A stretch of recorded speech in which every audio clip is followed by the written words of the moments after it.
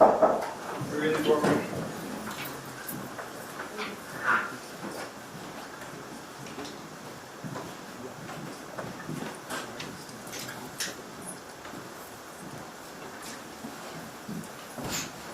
When y'all come in, you can be seated. They're standing for you.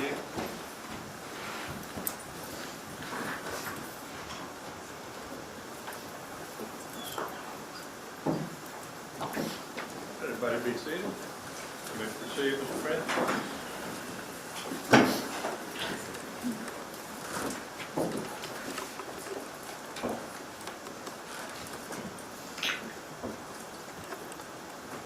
The crimes are absolutely unspeakable. Horrific. I have seen some of the worst autopsy photos and crime scene photos you can imagine.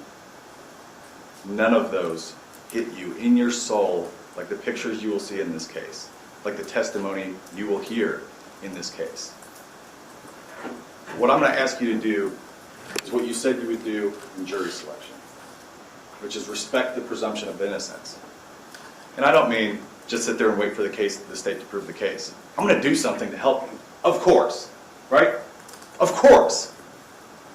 I'll show you DNA because I have DNA. I'll show you forensic evidence because we have forensic evidence. I'll show you step by step by step where Mr. Segura was throughout the day, and I won't ask you to draw any conclusions. They're not totally supported by the evidence that you hear. This case is a terrible tragedy. But tragedy is compounded where more innocent people suffer.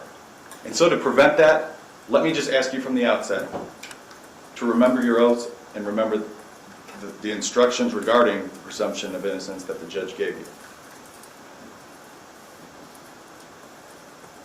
I have a lot of evidence that I'm going to present to you during the course of the trial, all different kinds. I just mentioned some.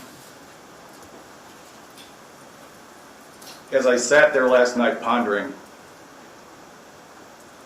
what the heart of the defense is in this case,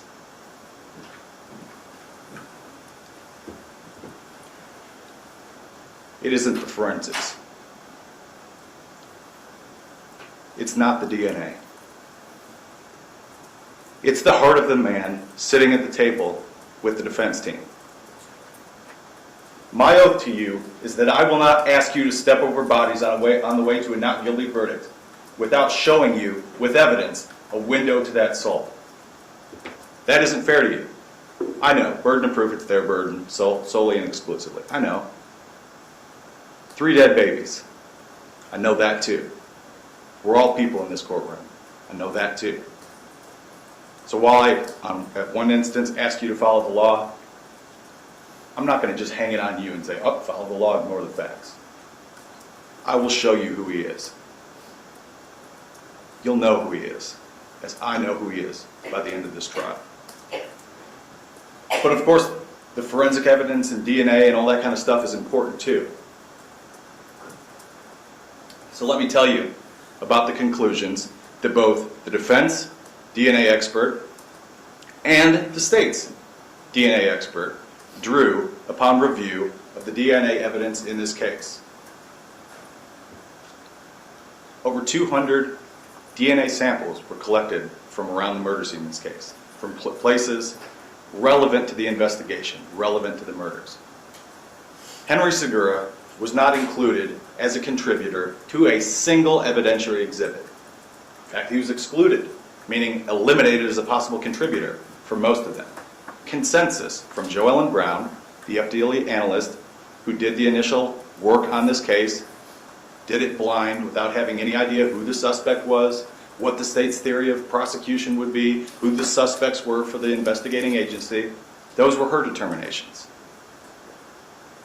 The defense expert, years down the road, came in, looked at the same electropherograms, which are charts that you'll see during the course of the trial that are essentially the paper printout of what a DNA profile looks like.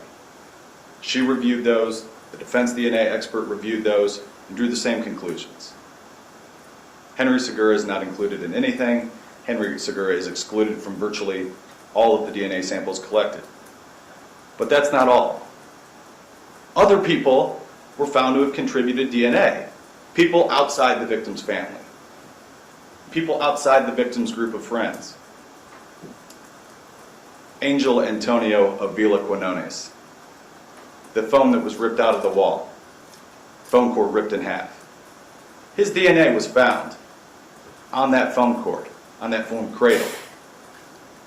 The defense DNA expert looked at the evidentiary sample, looked at the DNA chart, the electropherogram, for the swab of that phone. He compared it to the DNA profile for Mr. Avila. He was able to do what they call inclusion statistics. Rather than saying, you know, it's a 99.9% match, that's not what DNA experts say. They do it in terms of rate of inclusion or frequency of occurrence. What frequency of occurrence means is you would expect to see this particular DNA profile occur this many times within a given population. In this case, the rate of occurrence, or frequency of occurrence, was 1 in every 15,000 Latins. Mr. Avila is Latin. It occurs one time in every 15,000 Latins. One person would be included. That means, he'll tell you, the opposite, 14,999 people out of 15,000 would be excluded, eliminated as possible contributors, and could not have contributed to that DNA because they don't have those DNA numbers at those DNA markers. Math is simple. 99.95% of the population of the Latin people on this planet are eliminated from being a possible contributor to that DNA mixture. But Angel Antonio Avila Quinones was included. He wasn't the only person who they found evidence relating to, though. It was obvious, and you'll see pictures of this, it was obvious Brandy Peters fought heroically for her children's lives. It's true. It's true that she was beaten to death with multiple different objects and suffered horrible wounds. But she continued to fight until the life left her body. Her fingers are broken. Her acrylic nails ripped from her hand. Her knuckles bruised and cut and swollen. There was DNA under her fingernails. Under Brandy's right index fingernail, foreign female DNA, I always say foreign, that means not her DNA, was found. Not her daughter's, not anybody else around the house who she's friends with or family with. Under her right pinky fingernail, foreign female DNA. Under her left index fingernail, foreign female DNA. Under her left middle fingernail, foreign female DNA. There was also a shovel located right next to Brandy's body in the foyer. Upon the shovel, Joellen Brown discovered foreign male DNA. Henry Segura is excluded as a possible contributor to the foreign male DNA on the shovel found right next to her body.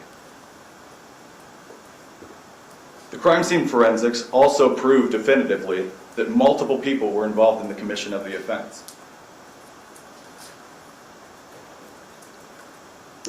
There were 4 separate sets of footprints in the blood in this case. Footprints that did not belong to the victims and did not belong to law enforcement. Victim Peters suffered wounds from multiple different types of objects, sharp and blunt. At least 2, plus the gun. The forensic evidence further proves that one of the victims, Tanaya, was held up by one person and shot by another. The way that we know that is that, number one, there's no saturation of her blood on the floor, meaning once she was shot, her body never hit the ground. Secondly, there's something called stippling on the back of her head. What that means is that the gun that shoots her has to be within roughly 3 feet of her head at the time she's shot. What we don't see, however, is soot deposit, which means that the gun has to be at least a foot away from her head. So if it was one person, he'd have to be holding her like this with the gun way back here and then hold her up after she's shot. I suppose someone could make that argument, but you won't hear me make that argument. In addition to that, We have, as I mentioned before, foreign DNA at different locations on different objects from different people. Again, consistent with the notion that multiple people were involved in the commission of the offense. And then we have the type of evidence that we talked about in jury selection, circumstantial evidence. One of the types of circumstantial evidence you'll be asked to consider here is evidence pertaining to motive. There are a few things you should know about the motive the state's asserting here. It's true Mr. Segura did have a back child support judgment against him. He was going to be asked to pay $700 and some odd a month. It's also true that he was a little bit behind at the time. He was a little strapped for cash. He'd been injured and wasn't able to work like he normally did. But it didn't take him that long to get back on his feet. By the time he was arrested up in Minnesota, he was on a job where he was making $10,000 a month. Now, I'll tell you, Mr. Segura doesn't report all of his income. Sometimes he gets paid partially under the table. Sometimes he gets paid totally under the table. But he had no shortage of cash under normal circumstances. His wife, Malika, or now ex-wife, Malika, will tell you Henry would routinely spend $700, $800, $900, $1,000 a month fixing up the old cars that he worked on at his house. Another thing that you'll be asked to consider, and you'll hear evidence about pertaining to his child support debt, is that he actually helped facilitate institution of that child support debt. He went twice on two separate occasions, because they lost paperwork once, to the DFS office on North Monroe Street and provided paperwork to help push that process along, move it along, so that he didn't have to keep having the victim ask him for cash as opposed to just paying through DFS. Another thing that you'll hear testimony about is that Mr. Segura had been through the child support process before and knew exactly how to deal with it. One of his child's mothers, and he does have children out of wedlock, Tamika Steele Hawkins, Clark, I guess she's now married, Clark, will testify on his behalf at this trial. She went further than victim Peters had ever gotten with her child support dispute with the defendant. She actually had him at one point, several years ago, many years ago now, thrown in jail. But he got out, he went to court, he got the child support judgment reduced because, as in this case, Ms. Hawkins waited until her child was a few years old to go have paternity established. And when that happens, a large back child support judgment hits. Mr. Segura went to court. He explained to the judge he'd been buying items and providing cash all throughout the child's life at different intervals. And the judge reduced the judgment, and he never got put back in jail after that. He knew how to do it. That's all he had to do in this case. And that's what he would have done in this case, because he had been making cash payments at irregular intervals during Javante's lifetime. He simply didn't have time to do that before he was killed. The other thing that you'll hear testimony about and be asked to consider in the context of thinking about the motive the state has put before you is that it wasn't just Brandy that was killed. Javante is Mr. Segura's son. The two little girls that were killed lived with him. He and Brandy, during a time when Malika Segura and Henry Segura were going through a rough patch, Brandy was one of Mr. Segura's girlfriends, and he lived with her for a while. Those little girls called him Daddy. He took them to school. He helped potty train. Ask yourself, in the context of motive consideration, as you hear the evidence, whether slaughtering those three children could possibly have anything to do with child support. Another important piece of circumstantial evidence relates to the time of death. You've seen the cell phone data. We don't dispute the cell phone data. Henry is at Brandy's house between 5-ish, a little after that maybe, and 8 o'clock. He lied about that. I'll explain that to you in a little while. He was there at her house between 5 and 8 o'clock. But she wasn't dead during that time. And there's a lot of circumstantial evidence which can be introduced to prove that. Number one, there's a witness named Marquise Davis who lived with one of the witnesses the state told you about, C.C. Timmons. Marquise Davis, on the day of the murder, saw someone else's vehicle in Brandy's driveway at 8:30 p.m., right after Henry had left. In fact, that's the reason Henry left, because somebody else was coming over. Marquise Davis will tell you he knows for certain what Henry's truck looks like. Henry has a very distinctive truck. It has big fat back tires, it has sparkly green paint, and it has a spoiler on the back. That truck in her driveway was not his truck. Another piece of important evidence. You heard the state talk about the digested food in the victim's stomach. Marquise Davis fed the victims their last meal at 7 o'clock p.m. the day of the murder. They don't know that because they've never spoken to him. Marquise Davis was making oxtail stew on the day of the murder. He had been cooking it for some hours. At 6:53, Cece Timmons texted Brandy and asked her if she wanted some. The girls were over playing at their house at that time, at Cece and Marquise Davis's house.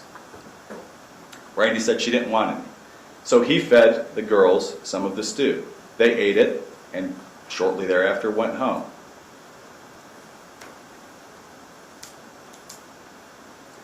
Another piece of evidence, which tends to indicate the murders happened much later, is that Brandy's sister, Monica Peters, told police the day the bodies were discovered on the scene that she last spoke to Brandy at 10 o'clock p.m. Why is that significant? Because both sides agree. Henry Segura is home by 9:31 p.m. on the night of the murder and never leaves again. Both phones, his girlfriend phone and his primary phone, are home and active for the rest of the night. Monica Peters says she talked to her at 10 o'clock p.m. Another piece of circumstantial evidence is that someone did hear something. Just not the type of someone you might have thought. These houses are really close together. And the evidence is going to show they're not, by any stretch of the imagination, quiet houses. In fact, if you stand in front of Brandy Peters' house, you can hear the toilet flush in either one of her next door neighbor's house. At 12:30 p.m., the dog at the house right next door to Brandy Peters started going absolutely insane. Absolutely insane. To the point where neighbors, probably 100 yards away, called the police. The police actually came out and did a report. Welfare drive through the neighborhood, didn't see anything. That fact is significant because you'll hear forensic evidence which shows at some point during the altercation, Brandy Peters made it out of the house. There are blood transfer marks going from inside her house to outside her house, through the front door. There's blood spatter on the vinyl siding outside of the house, meaning she gets out the door, somebody hits her from behind. She made it all the way to the grass. We know that because she's got a grass stain on the bottom of her sock before she's grabbed and taken back inside. That evidence is consistent with the dog going crazy, to the point where neighbors have to call the police. Another piece of important circumstantial evidence has to do with the cleanup scene, Jack McLean Park. At least one of the people involved in the commission of the offense probably cleaned up at Jack McLean Park. How do we know that? Within 5 days of the offense, law enforcement discovered clothes that had been covered in blood, the assailant's blood, apparently. They discovered shop towels, they discovered bleach, they found a bunch of pairs of latex gloves, they found blood drops on the sink at the bathroom at the park. There's a couple interesting pieces of information about the clothing that they found there. Number one, the shirt, there's a dress shirt and a t-shirt. The dress shirt has some puncture damage through one of the sleeves. And from that puncture area, blood covers the shirt. That blood was tested. It excludes the victims. Henry Segura has not been included as a contributor to that blood. Additionally, new clothing tags were found at the scene. Pants tags, shoe tags. The pant size was 44 waist. Mr. Segura was size 36 at the time. You'll hear from his wife. You'll see pants from his dad that had been at his dad's house since he was arrested. Mr. Segura is also a size 11, not a size 12.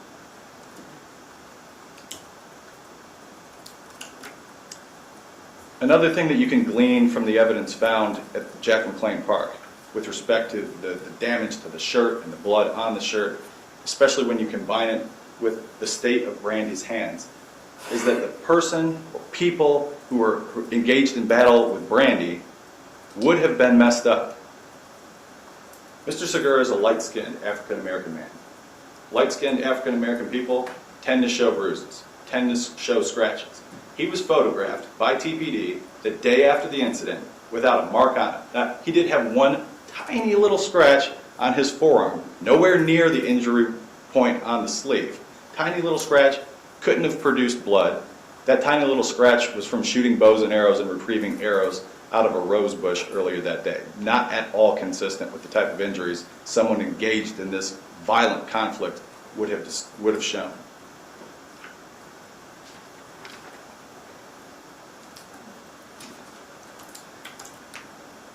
One of the other pieces of circumstantial evidence you'll be asked to look at is the lack of evidence that ties Mr. Segura to this offense.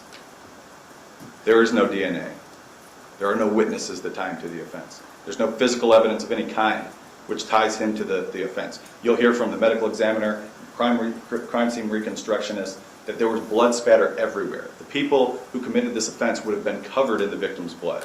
None of the victim's blood is in his car or his truck. None of the victim's blood is found on clothing anywhere near him. You'll also hear that following the murders, Tallahassee Police Department not only got all his communications from both his girlfriend phone and his normal cell phone, they wiretapped or put listening devices in his truck and followed him with GPS. Over the course of months, not a single communication ever with any co-conspirators. No communications on either cell phone with any co-conspirators. And then we have the fact that an opportunity was missed to get at least some of the assailants on HD video buying their cleanup clothes. At the scene at Jack McLean Park is a UPC tag. You will hear that law enforcement can routinely, in the course of an investigation, if it's during the time frame where the store still has their video, and it was only 5 days, they can take a UPC code to Walmart. This was a Walmart tag, it said Walmart on it, the UPC code was fully intact, and get the video of the purchase where that item was bought. They just bagged it, took it to TPD, never bothered to get the video. You're also going to hear that during the course of the investigation, credible evidence was discovered linking a particular person to the offense, somebody other than Mr. Segura. Detective Basio claimed initially that that was nothing. It turned out to be nothing. They got the DNA, they talked to his alibi witnesses, got the cell phone.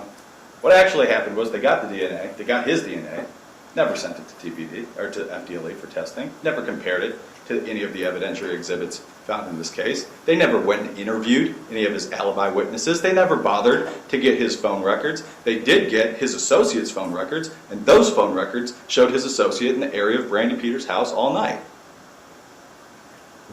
When asked about that, why he didn't get that information regarding this particular suspect, Detective Basio said, well, he just had a gut feeling the guy was telling the truth.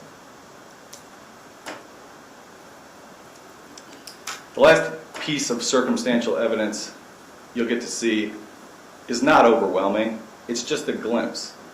It's just a glimpse into how Mr. Segura was feeling and dealing with this.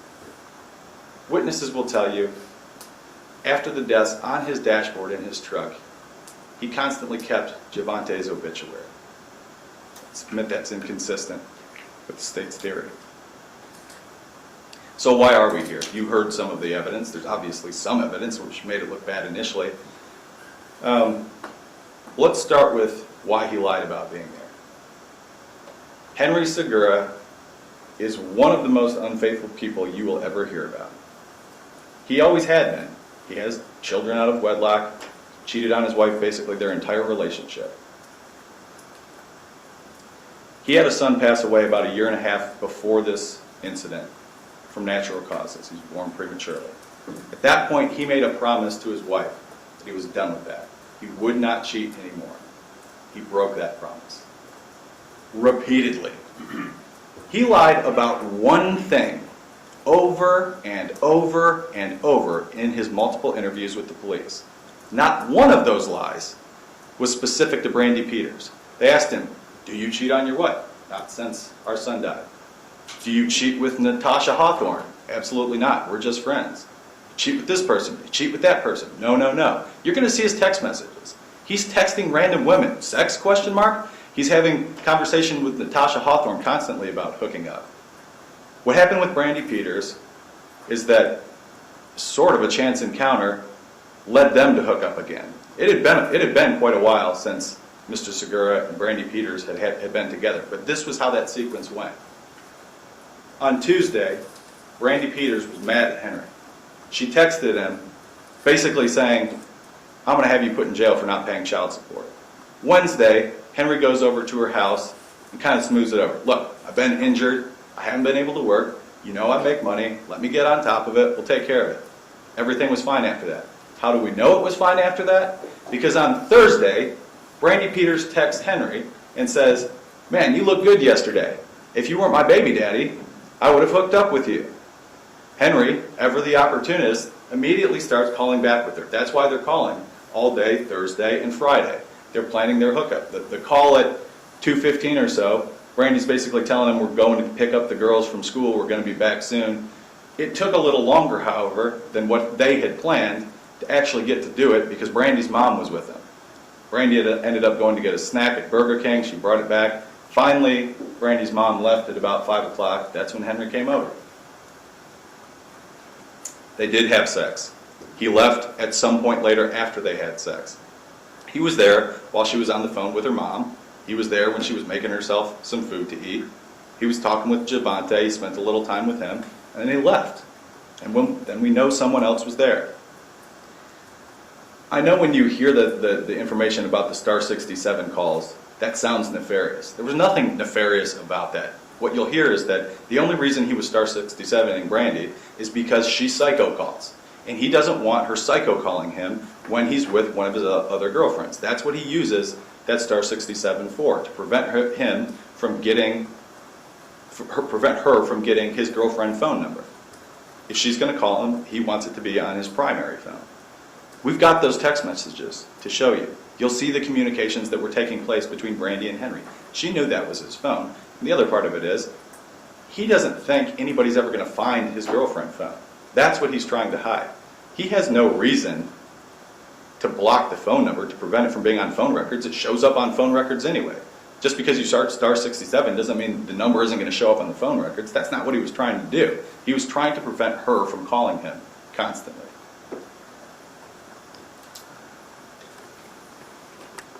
The other reason that we're here is because of Tyra Wilcoxon. Tyra Wilcoxon says Henry came to her the week of the murder. He was all mad. He wanted a gun. That's not what the evidence is going to be. Tyra Wilcoxon and Henry had a messy breakup. He left her on the side of the road in Savannah, Georgia after a fight. She called his wife Malika and told her that she was on the road with Henry and they had been having an affair. And she saw an opportunity to make money. There was a $25,000 Crime Stoppers reward. This guy is her ex-boyfriend. And so she goes and tells TPD, he came to my house asking for a gun. The cell phone records will prove Henry Segura was nowhere near Tyra Wilcoxon's house during the week of the murder, as she claims. And then you have Kelsey Kennard, last but not least. His testimony is not consistent with the other evidence, not consistent with the facts, and not consistent with logic. And you'll be given an instruction by the judge that tells you to use extreme caution when evaluating the testimony of snitch witnesses. There's a reason we're here, right? There's a reason we're here. There was some evidence which made it look like initially Henry Segura was involved in or committed this murder. But that's not the best evidence. The best evidence will be introduced by the defense. I will show you who he is before the end of this trial. Thank you.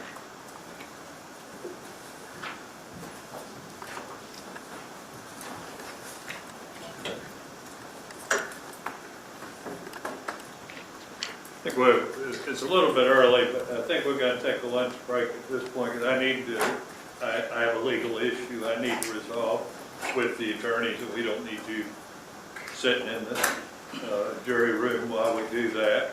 So let's go ahead and take our lunch break at this point in time. Let's be back at 12:30. I'll give you an hour and 10 minutes. We ought to be able to get our legal issue resolved and have enough time for a little lunch. You've explained to them where you want them to meet. Just leave your notes where you are. Have a nice lunch.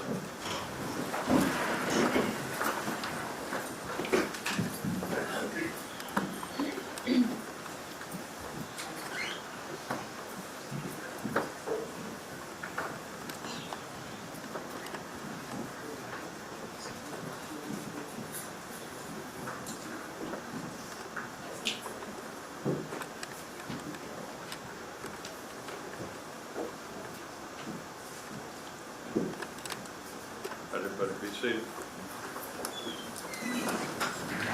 Is Mr. Timmons going to be your next witness, Mr. Keith? Given the lunch break, yes, sir. Actually, it's going to be Mrs. Timmons. What's that? It's going to be Mrs. Timmons. Okay, one or the other of them. It was going to be a little difficult to get them here quickly, Yes, so that's why I wanted to go ahead and take the lunch break. All right, we wanted to be heard. Y'all were going to work out which photos we're talking about. I don't know how relevant Mr. Fuchs thinks the pictures of victim Brandy Peters' body are. It does show some blood spatter on the walls around her and the ceiling. There will be testimony about blood spatter. If that's the purpose for which he intends to introduce it, I don't think I would object to that. If it's not for that purpose, I wouldn't see any relevance to those pictures. With respect to the pictures of the kids in the tub, I absolutely object. Those pictures are not relevant to any material fact and issue at all. Nothing as part of the defense reconstruction testimony will touch on the kids being in the bathroom. Let me see what photos we're talking about. They've been marked.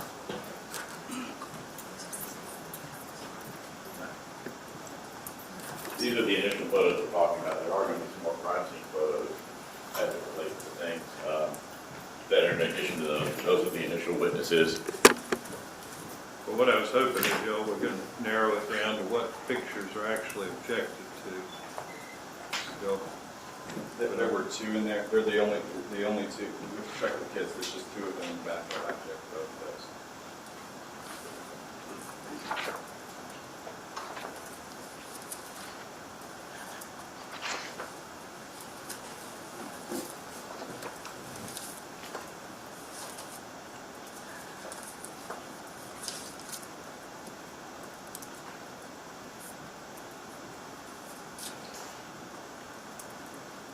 I would take it, the objection is to states composite 6L and M. Those are two pictures you're talking about. Two of I don't know the the composite exhibit number, but those are the two. Yes, sir. All right. Mr. Pugh. Your Honor, it's a crime scene. It's what law enforcement officers came into the home. It's what law enforcement officers found. There's going to be testimony from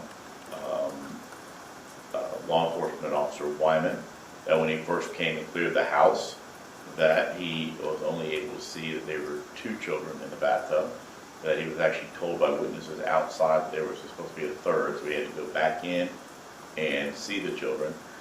Your Honor, because time of death is an issue, there's clothing issues that are involved, how the children were found, all the things are relevant as far as where the children were found. I don't understand how a crime scene photograph, we try to minimize them as much as possible, but how the children are found in the bathtub, in the manner in which they are, how it's not relevant. So I try to minimize them as much as possible, but I can't change the way that the children were found and the way in which by law enforcement officers. Further, Mr. Prince. Just to the extent that there is an issue of that nature that needs to be addressed, I think it would be more appropriately addressed through testimony. Again, those issues are not in dispute. I'll overrule the objection. Further issues we need to resolve before we get into the testimony? Not from the defense. And Your Honor, I will show the video that's in question to Mr. French during the break, and he can renew any objections regarding that. Basically show the same thing.